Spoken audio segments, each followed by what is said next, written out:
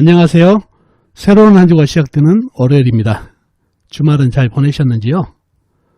자, 월요일이 되면 항상 여러분과 같이 사주 알아맞히기 동영상으로 대면을 하게 됩니다. 이제는 7번째 시간이고요. 자, 이번 주에도 이 전주에 내드리는 문제 풀어드리고, 그리고 이번 주 새로운 문제 내드리는 그런 순서로 진행해 보겠습니다. 먼저 이 전주 문제부터 풀어드리도록 하겠습니다. 자, 이 사주가 이 전주에 여러분한테 내드렸던 문제가 되겠습니다. 개축년, 경신월, 갑오일, 임신시에 태어나신 여자분이십니다. 자, 문제가 뭐였죠? 문제는 첫 번째, 이 사주 관살을 맞았을까요가 첫 번째 문제입니다. 관살 맞은 사주인지 물어보는 문제가 되겠습니다. 두 번째, 일지의 오화는 일어났나요? 불이 살아났는지를 물어보는 문제가 되겠습니다. 마지막으로 세 번째는 이분 자식운은 어떤가요가 세 번째 문제가 되겠습니다. 자, 그러면 이 세 가지 문제를 풀기 위해서는 사주 형국을 파악해 봐야 되겠죠? 사주 형국을 파악하기 위해서 오행의 분포부터 알아보겠습니다. 먼저 일간이 내편부터 알아볼까요? 일간의 내편의 오행이 세력이 강하면 사주가 강해지고, 반대로 상대편 내 힘을 빼가는 오행이 세력이 강하면 사주가 약해진다는 얘기죠. 자, 일간이 간목 큰 나무로 태어났네요. 나무의 내편은 비겁인 같은 나무나 나무를 생해주는 인성인 물이 내편이 되겠습니다. 먼저 비겁인 나무를 찾아볼까요? 나무는 사주팔자에 나와 있는 거 없네요. 지장간에도 없고. 다음에 그러면 나무를 생해주는 인성인 물을 찾아볼까요? 물은 연간의 개수, 작은 물, 그 다음에 시간의 임수, 큰 물이 있습니다. 그리고 다른 데는 없고 지장간, 연지, 축토안의 개수, 작은 물, 그 다음에 월지, 신금안의 임수, 큰 물, 시지, 신금안의 임수, 큰 물이 암장되어 있습니다. 그럼 나와 있는 내편은 개수, 작은 물과 임수, 큰 물 뿐이네요. 내편의 세력이 좀 약한 것 같습니다. 상대편도 한번 찾아봐야 되겠죠? 내 힘을 빼간 후에 뭔가요? 식상, 내가 생하면서 힘이 받고, 재성, 내가 극하면서 힘이 받고, 관성, 일간은 극하니까 일간이 힘이 약해지는 이 세 가지가 상대편 오행이 되겠습니다. 식상은 나무가 생해진 오행이니까 불, 재성은 흙, 관성은 쇠가 되겠습니다. 먼저 식상인 불을 찾아볼까요? 불은 일지오와 자학은 촛불이 있습니다. 그리고 다른 데는 없고 지장간에 없고요. 다음에 재성인 흙을 찾아볼까요? 흙은 연지에 축토, 작은 흙이 있습니다. 그리고 다른 데는 없죠. 월지, 신금안의 무토, 시지, 신금안의 무토가 암장되어 있습니다. 다음에 관성인 쇠를 찾아볼까요? 쇠는 월간의 경금, 월지의 신금, 큰 쇠가 있습니다. 그리고 시지의 신금 역시 큰 쇠가 있고요. 그리고 다른 데는 없고 지장간, 연지, 축토안의 신금, 작은 쇠가 암장되어 있습니다. 그러면 상대편의 세력이 대단하죠. 오화 작은 불, 축토 작은 흙, 경금, 신금, 큰 쇠, 특히 큰 쇠, 관성의 기운이 강해서 내편이라고는 개수, 임수뿐이다 보니까 사주가 약해진 사주가 되겠습니다. 자, 그런데 시지에 있는 신금은 나를 극하는 오행이죠. 나를 극하고 있나요? 아니죠. 시간에 있는 임수를 생하고 금생수, 수생모로 관인상생으로 내편이 되네요. 그러니 사주가 그래도 약한 사주지만 힘빨을 받을 수 있는 게 이 관인상생으로 인해서 힘을 받는 그런 사주가 되겠네요.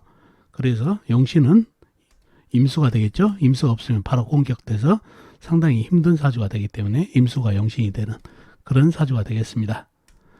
자, 그런 사주가 됐고, 첫 번째 문제가 뭐였죠? 이 사주 관살 맞은 사주인지. 자, 관살이 뭐죠?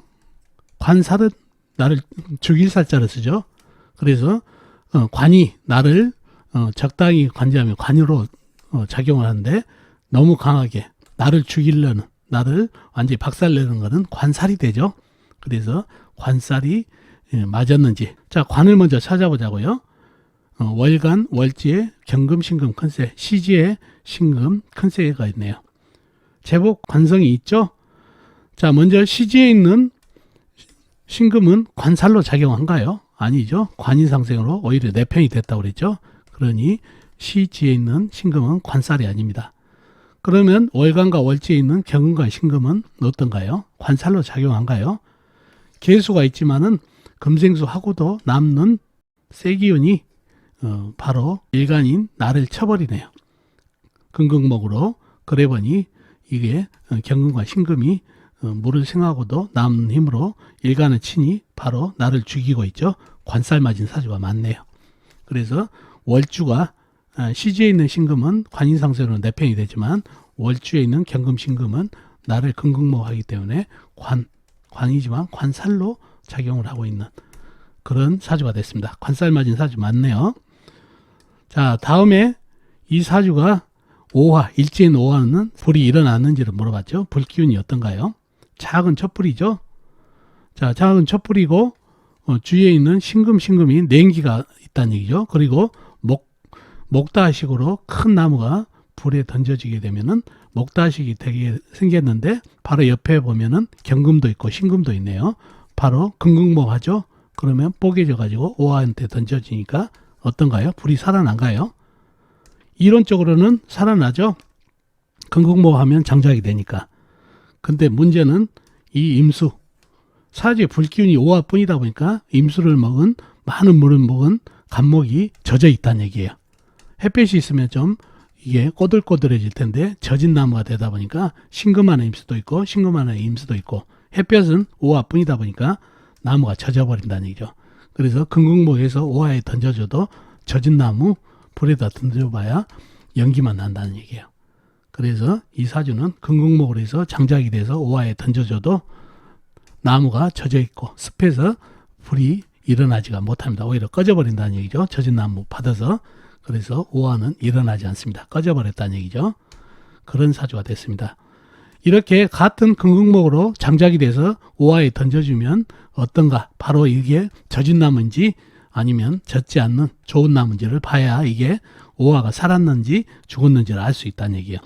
분명히 금극목은 됐지만 장작이 돼서 오화에 던져지지만 임수, 물을 많이 먹어 햇빛을 못 받은 장작이 너무 습하고 물기 때문에 오화에 던져줘 봐야 오화가 오히려 젖은 나무로 꺼져버린다는 얘기예요. 이런 거를 잘 보셔야 사주풀이가 된다는 얘기죠. 자, 그래서 금극목을 받았지만 오화에게 던져져서 오히려 젖은 나무로 오화는 꺼졌다. 이게 두 번째 문제가 답이 되겠고, 세 번째, 이 사주 자식운은 어떠냐고 물어봤죠. 답 나왔죠. 자식운. 간목, 나무로 태어나신 분 자식이 뭔가요? 여자분이니까 식상이죠. 불이네요. 불 꺼졌다고 그랬죠. 목다식이 아니라 금극목에서 장작이 된 나무가 너무 젖어가지고 오화에 던져주지만 오히려 젖은 나무를 받은 불기운이 꺼진다고. 이 오화가 자식이라는 얘기예요. 그러니 자식운이 약하고 이렇게 불이 꺼지다 보면 사주가 냉해지죠. 조우가. 그렇게 되면 기혈순환이 안 된다는 얘기죠. 그러면 기혈순환이 안 되다 보면 몸이 차게 되죠. 그러다 보면 자궁 환경이 좋지 않아서 임신도 잘 안 되는 체질이 되고 자식 두기도 어렵고 자식운이 매우 약한 그런 사주팔자가 됐습니다. 자, 이렇게 전주에 내드린 문제 풀어드렸고 이번 주 새로운 문제 내드리도록 하겠습니다. 자, 이 사주인데요. 정축년 경술월 신묘일 병신시에 태어나신 여자분이네요. 다시 한번요.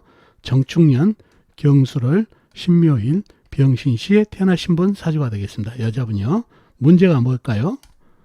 이번 주 문제는 첫 번째 이 사주 가장 강한 오행은 무엇일까요가 첫 번째 문제가 되겠습니다. 가장 강한 오행을 찾아주시면 되고요. 자, 이 사주 병신합이 될까요? 병신합이 보이는데 합이 되는지, 이 가장 강한 오행을 찾다 보면 병신합이 되는지 안 되는지를 알 수가 있습니다. 그래서 두 번째는 병신합이 되는지 두 번째 문제고, 세 번째 이 사주 용신은 무엇일까요? 용신을 찾는 문제가 되겠습니다. 네 번째 마지막으로 이 사주 남편떡이 있을까요가 네 번째 문제가 되겠습니다. 이 네 가지를 사주 형국을 풀어보면 알 수가 있습니다. 자, 이렇게 전주에 내드리는 문제도 풀어드렸고 이번 주 새로운 문제도 내드렸습니다. 자, 이번 주 문제도 여러분의 힘으로 한번 풀어보시고 본인의 사주풀이를 댓글로 남겨주시면 고맙겠습니다. 자, 그러면 다음 주에 또 뵙도록 하겠습니다. 안녕히 계세요.